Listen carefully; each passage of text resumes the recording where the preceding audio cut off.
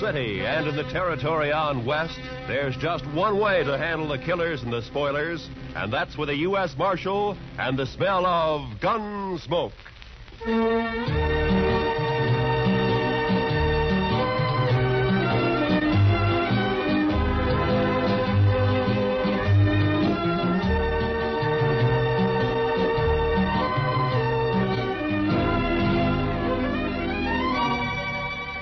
Gunsmoke, starring William Conrad. The story of the violence that moved west with young America. The story of a man who moved with it.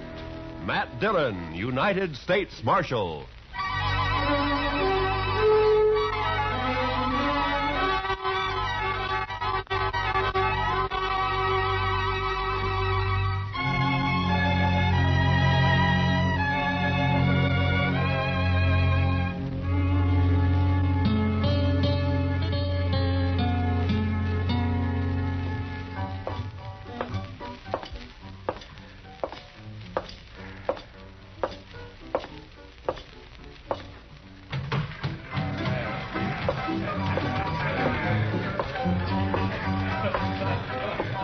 Welcome to the Cherokee Palace, Marshal. I see you received my complaint. I got it, Mingo. Where's Stanley? Where do you think? Upstairs. Brandy? Naturally. She always does mother him when he's in trouble. Be careful, Marshal. He might be dangerous.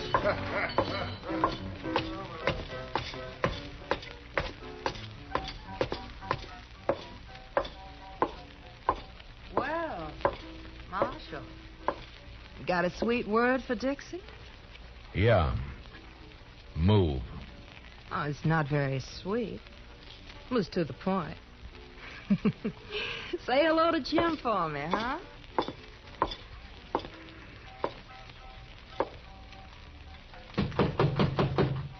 Go away. It's me, Brandy.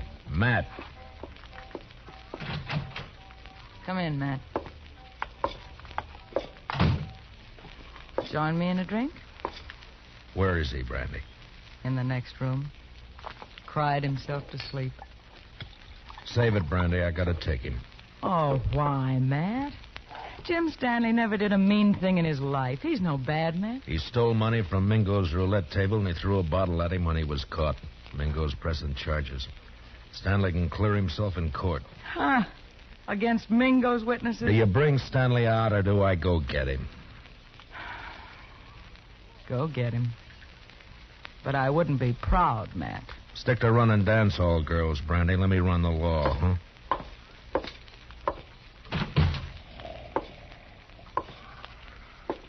Stanley? Stanley! Oh, it's you, Marshal.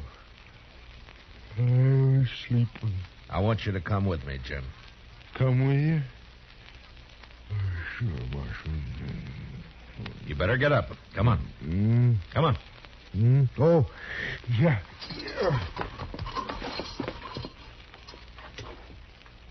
Oh, where are we going, Marshal? Would you like to visit my ranch? I got a new colt. The prettiest little sorrel you ever saw. Jim. What? We're going to jail. Jail? Me, Marshal? Do I have to? Yes, Jim. I've never been in a jail. I'm sorry, Jim. No. I can't go in there. Oh, Marshal, I ain't never been locked up before. Please, don't make me. I have to. I didn't mean to do it. Honest. I just lost my head when I realized my money was gone. I wouldn't have kept those chips. I know that. I just grabbed them. I don't know why. They were there, and I just grabbed them, and then Mingo started in on me. He kept saying things, bad things about... Take it easy, Jim. I wouldn't have cared, except that, well, Dixie was there. He kept yelling at me that I was a thief right in front of her. I tried to make him stop, and he wouldn't. Then something happened. The bottle was there, You threw it at Mingo? No, I just threw it, Marshal. I was crazy. I didn't mean to hurt nobody. I believe you, Jim. Marshal, Will you ask Dixie to come and see me later? Yeah, sure, I'll ask her. Jim. Thanks. I just want to tell her not to blame Mingo for all this. She might say something or give up her job. Don't worry, Jim. I don't think Dixie's going to give up anything.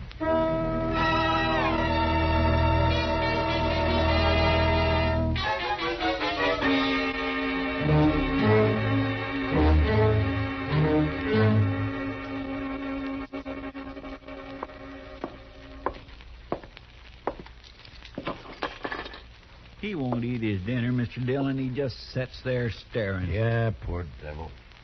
He won't really be convicted, will he? Well, I hope not, Chester. Mingo's the one who ought to be in jail. Look, Chester, this isn't exactly my idea of justice either. A shady gambler against a simple-minded horse rancher. Hello, Marshal. Goodbye, Chester.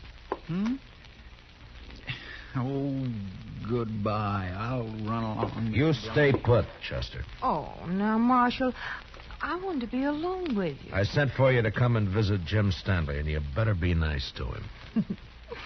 Most fellows are tickled pink if I like them. They say I'm pretty. You're pretty enough. That's better. I knew you liked me. I said you were pretty. I didn't say I liked you. Oh, now that's nasty. Would you like to hear what I really think of you? No, don't bother. I get the idea. You're Mingo's girl. When I feel like it. And why do you have to tease a man like Stanley? Drive him to drinking and gambling and trouble like he's in now? He's sweet. He thinks I'm beautiful. Yeah. But even men like him wake up. Stick to Mingo.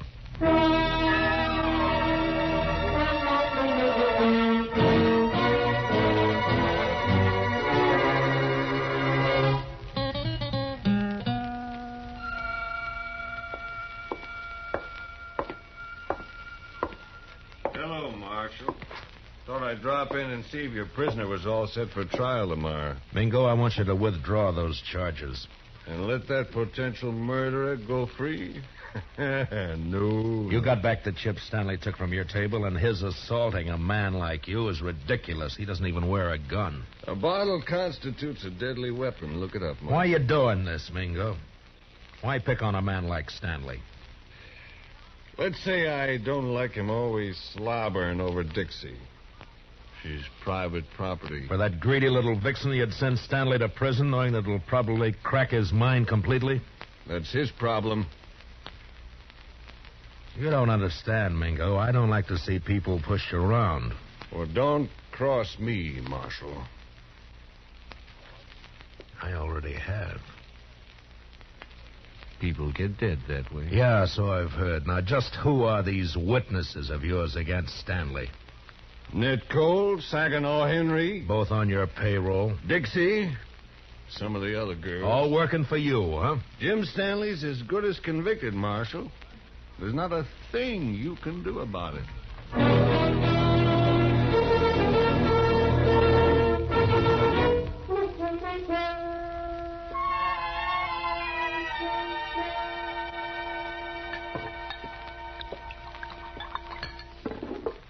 Here, Matt.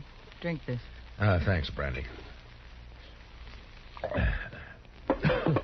You know, all you need to do is stop fighting yourself, Matt. You're mixed up. Yeah, that's sure true, Brandy. You know, it's funny when it's something you can fight with your fists and your guns, it's easy, but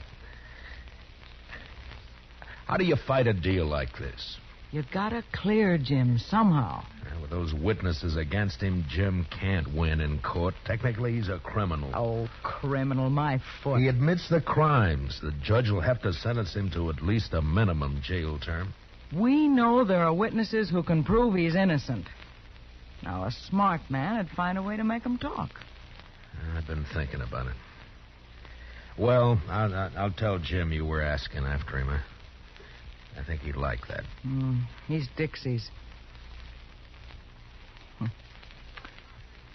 I had me a man once, Matt. I traded him for a bottle of brandy. I paid a stiff price for my name. You're not through yet, Brandy. Oh, sure. I play mother to everybody.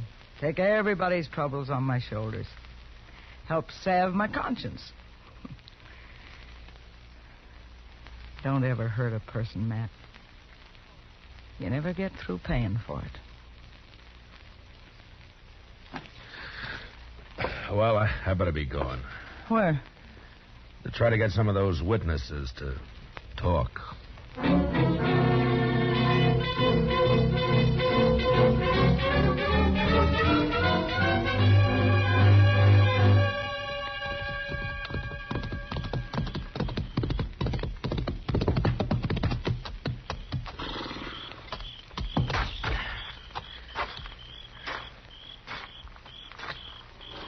Hello, Saginaw. Huh? Oh, it's you. I've been looking for you. And you've been looking for trouble. Well, you're beginning to sound like your boss, Mingo. It's late. What do you want? I want to read you something from this book. What book? This law book. Oh, so? First law I see says that anyone giving a drink to an Indian is liable to fine up to $500. I saw you buy an Indian Pete a drink only last week. Pete's a stable boy. He ain't no savage. Law doesn't say savage, says Indian. Pete's an Indian, so technically you broke the law. You can't make Next one says any man that disrobes in a public place is guilty of committing a public nuisance. Carries a fine of $100. Look, what the devil is all I this? saw you breaking a horse down in Harrison's Corral a little while back. You took your shirt off, and that's disrobing in a public place. Technically. You can't get away with this, Dillon. How much you make a month, Saginaw? 50, 75. Uh-huh. Well, the way it looks, I can get you fined on enough of these laws to keep you broke for about 5 years. 5 years? And we can start all over again. You're bluffing. I never even heard of these Well, laws. look for yourself. Here. If you witnesses are going to send Jim Stanley to jail on a technicality, then a lot of you are going to jail the same way. Well, laws may be there, but they ain't fair. All right, Saginaw, if that's how you want it. Come on, let's go to jail. No, wait, Mark. Well, then start talking. Well, Dixie shilled Stanley into losing his money, and me and Ned Cole egged him into grabbing a couple of chips when the wheelman wasn't looking. On Mingo's orders? Sure. Stanley looked down at the chips we swiped, and he reached out to hand them back when Mingo jumped him. What was Dixie doing? Trying to keep from laughing. Yeah, I'll bet. And then what? Mingo rode Stanley hard to make him break down in front of Dixie. And finally, the poor lunkhead seemed to go crazy. He yelled and tossed a bottle at the bar. Not at Mingo? No, missed him by 10 feet. Stanley was just working off his mad by busting the bottle. Paid for it. I guess he had the right. Yeah, I guess he had. First, I think Mingo was just deviling Stanley, and then he got the idea to press charges and send him to jail. We got orders out to testify. Uh-huh. Well, thanks, Saginaw. Marshal, I'd like you to know something. Yeah? I'm glad I told you about Stanley, because framing him into prison isn't my idea of something to be proud of. It shouldn't be.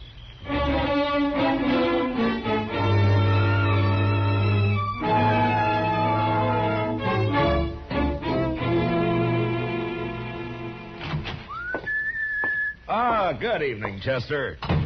My, what are you so happy about, Mr. Dillon?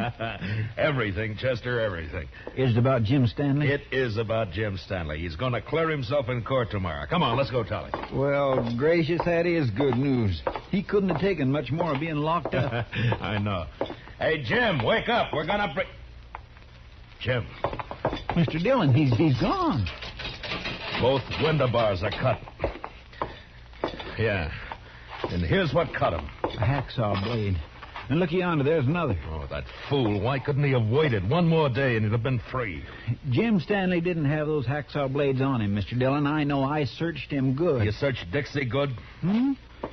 Oh, mercy, no, Mr. Dillon. She's a girl. He didn't have any other visitors? No, sir. Mingo's going to be awful mad when he finds out his girl helped Jim Stanley get away. Come on. You going to arrest Dixie, Mr. Dillon? I don't know, Chester. First, I gotta find her.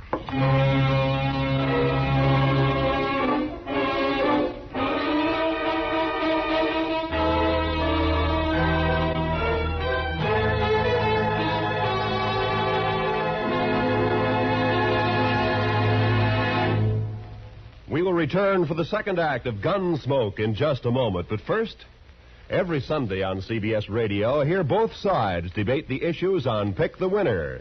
It's a program that brings in the top people from Democratic and Republican camps, standing their ground and delivering their views on the biggest questions of the campaign. Don't miss Pick the Winner, Sundays between now and November, to be fully informed when it comes time to vote. And remember, straight through election time, make CBS Radio your election headquarters. Now, the second act of Gunsmoke.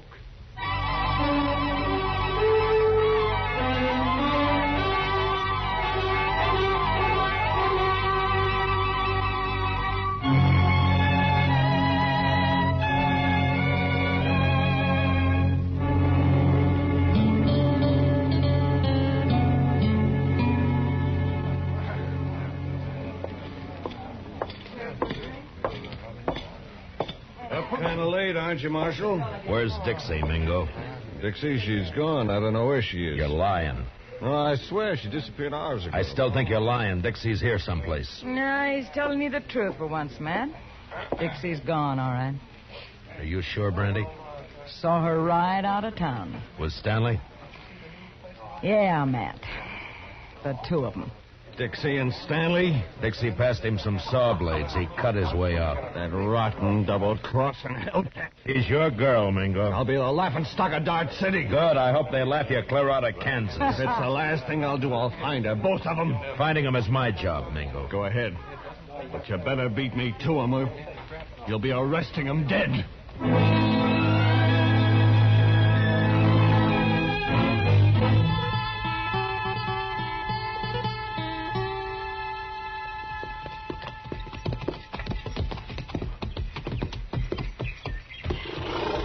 Yeah, they stopped here, all right. Probably changed horses and got some supplies. That wasn't why Stanley came home. Look, Chester. What? Water in the stock trough is right up to the top. And the barn's open. Feed pulled out where the stock can reach it. Even scared to death, Jim thought about his animals first. Mr. Dillon, you think Mingo's trailing Stanley and Dixie, too? Perhaps. It's one good reason why we better catch him quick. Come on.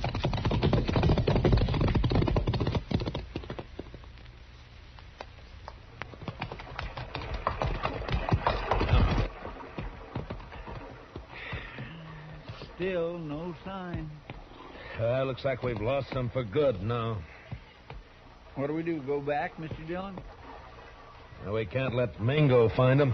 Sure, but the way they've been zigzagging back and forth for the last 4 days, we don't have a chance in 1,000. I'm not so sure, Chester. You know, there's a certain pattern about the way Stanley and Dixie have been moving. I don't think they're trying to leave this section at all. Yeah, we have been getting closer and closer to Dodge with every circle lately. And not only to Dodge. Mr. Dillon, you got an idea? Yeah, maybe. Come on, we'll ride back to Stanley's ranch.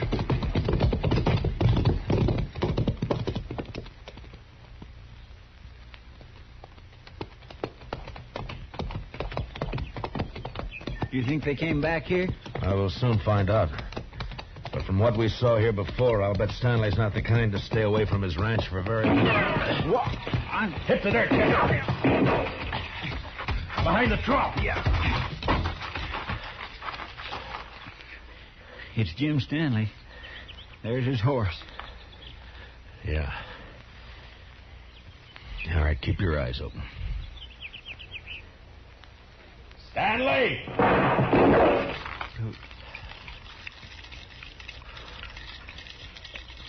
Jim, it's Matt Dillon. Let me talk to you. You go away, Marshal. I don't want to hurt you, but I ain't going back to that jail. And you go away now. I'll kill you. Jim, listen to me. I've got a witness. You better leave quick now. Please, Marshal. Mr. Dillon, I'm getting wet. That's better than getting shot. Keep your head down. Yes, sir. Sure is wet. Stanley's in a good position. Closest cover for us is the barn. That's across 50 yards of clearing. That's a long run. He could pick us off before we made 10 feet. Yeah. Jim, I'm not leaving until I've talked to you. Leave me alone, Marshal. Can't you leave me alone? I'm coming to talk to you, Jim. No.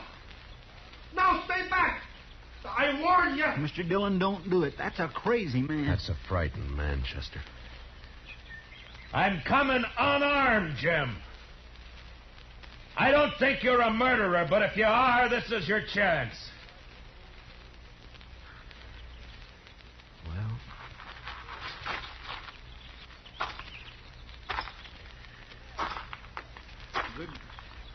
good luck, Mr. Dillon.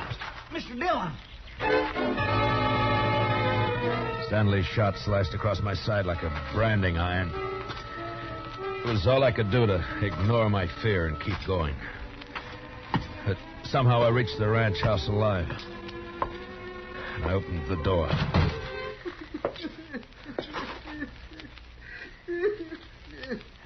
Jim Stanley stood there holding his gun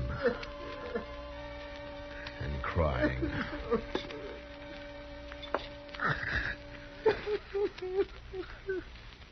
Jim? I didn't mean it. I didn't mean it. I was only trying to scare you. I'm not a killer. I never shot anybody in my life. Honest, Marshal, I can't even shoot a rabbit. I know that, Jim. I'm afraid. I've always been afraid of things. I try to be like other people, and it only seems to bring trouble. You can stop being afraid of the law and jail right now. That's all over with. You mean that, Marshal? Really? Really. But I shot you. Did you? No, I don't recall. Oh, but Mr. Dillon, the shot hit your side. Right there. You see it? It's bleeding. Now, Jim, listen to me. You didn't shoot me. Oh. Well, all right, if you say so, Mr. Dillon. I say so. Here, I'll take that rifle. Now, let's go back to town and get this business settled, huh?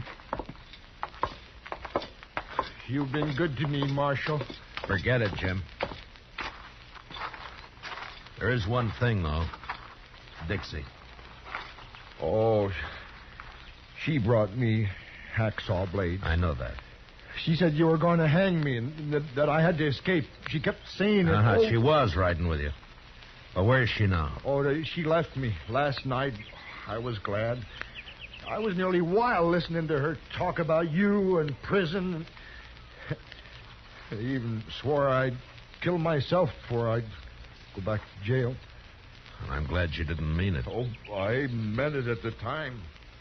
Oh, I was sure scared. You feel better now? Oh, yeah. Yes, I know everything's just going to be fine.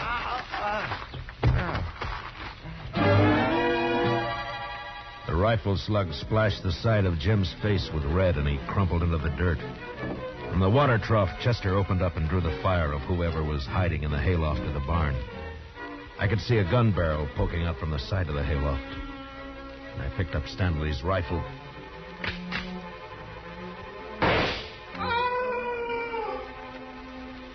Mingo. Mr. Dillon, are you all right? Yeah, Chester. But Mingo's dead. Well, how about Jim Stanley, Mr. Dillon? Yeah, he was scared more than hurt. He should come to any minute. Well, my goodness. Oh, this looks like a sure enough war's been happening around here. Where have you been, Dixie? Oh, sure now, Marshal. A girl's got a right to look after her investments. My Mingo and Stanley both dead. Well, now that's a real shame. Hmm? Oh, but Jim Stanley's going to... Chester. You said investments. The only investment you've made is prison time for helping Jim escape. Me? Well, how are you going to prove anything, Marshal? With Jim dead. But he's... Chester, why don't you go look after the horses? But Mr. Dillon... Yes, sir. It's a right good thing because I'm going to be terribly busy, you know, taking care of poor Jim's ranch and money and of course, the funeral and everything. Why should all that concern you, Dixie? Because I'm Jim Stanley's widow. What? I married him 3 days ago in this city. It was such a sweet wedding. Yeah, I'm sure it was. And now all I have left are some memories. And, of course, this little old ranch and Jim's money. Dixie, there's something you should know. Hmm? You also got a husband. Have you heard enough, Jim? Enough. Jim! When I saw you fall... You're bad, Dixie. Oh, Jim, you mustn't pay no mind to what I said. I was upset. Didn't I come back just to be with you? No good, Dixie. Jim's on to you now. Jim, are you going to let him talk to me like that? He's my friend. And I don't like you now, Dixie. Oh, that's too bad. I'm still your wife. Marshal, can she make that stick? Well, by law, you have to support her, Jim. Of course, they don't say how. Marshal, you stop putting ideas in... And, of course, she has to take care of your house for you, Jim. Clean it, do the chores, cook for you. Cook? Me? Cook for him? He can make you, Dixie. It's his right. All right or not, I'd like to see him try. He can do it, Dixie. Yeah? Well, they can't if I'm not here.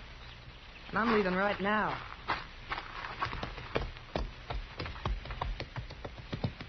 You want to ride into town with us, Jim? No.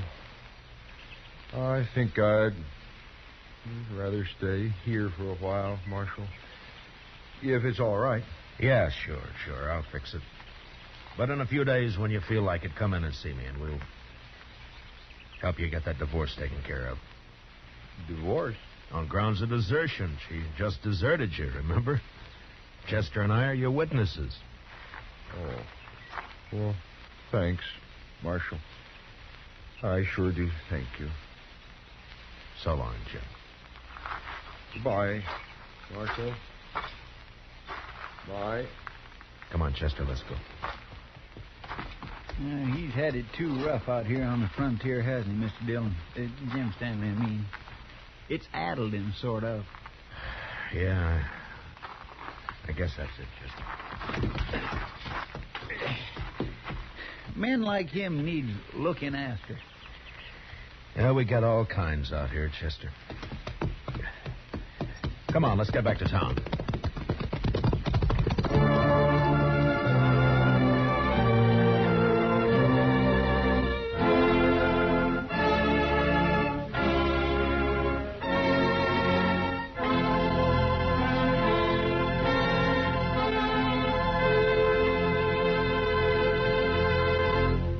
Gunsmoke, under the direction of Norman Macdonnell, stars William Conrad as Matt Dillon, U.S. Marshal. Tonight's story was specially written for Gunsmoke by Herb Purdom, with music composed and conducted by Rex Corey. Featured in the cast were John Daner and Michael Ann Barrett, with Paul Dubov, Vivi Janis, and Bill Lally. Parley Baer is Chester.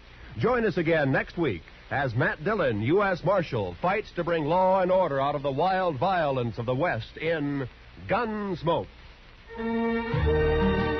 Tomorrow's speakers on Pick the Winner, representing both the major parties, will be Harold Stassen, Republican, and George Ball, Democrat. Listen for this important program, Pick the Winner, tomorrow and every Sunday from now to November. This is Roy Rowan speaking, and this is the CBS Radio Network.